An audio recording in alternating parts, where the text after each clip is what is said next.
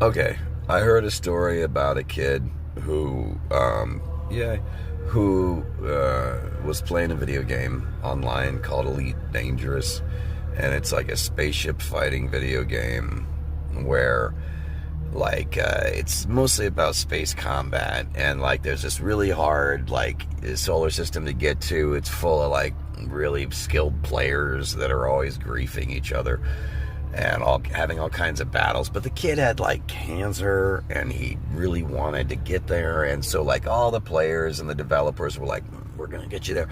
And it was all dramatic, and all the grievers came. They tried to destroy this special station that was made in his honor, and they did at first, but then everybody rallied together, and they brought a bunch of goods to fix it, and then they pushed away all the griefers, and then the kid got there, and it was wonderful. He accomplished it, and they protected him the whole way. And I mean, the kid, he succumbed to the cancer. He's in heaven with the Lord, I'm sure.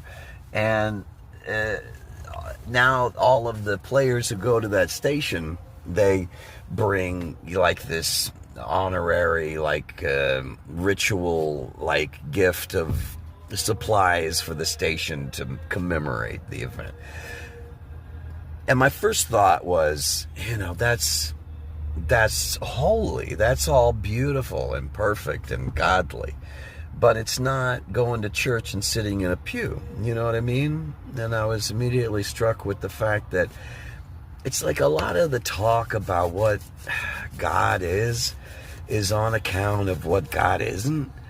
But that's not what happens in church, In church, it's we're lucky to have a history of all of the messages that have happened so far, all collated and put into a meaningful message, because it's difficult. But God's everywhere. He's God.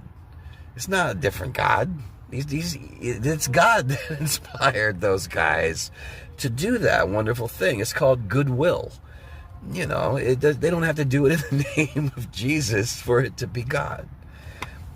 The only proofs I have, and it's accepted generally, are that there's Odin and Thor, right? That's father and son. But they didn't quite figure out how to be the people. Does that make sense? There's Shangdi in China, who is the father, and it's really similar, but they couldn't quite get the society together.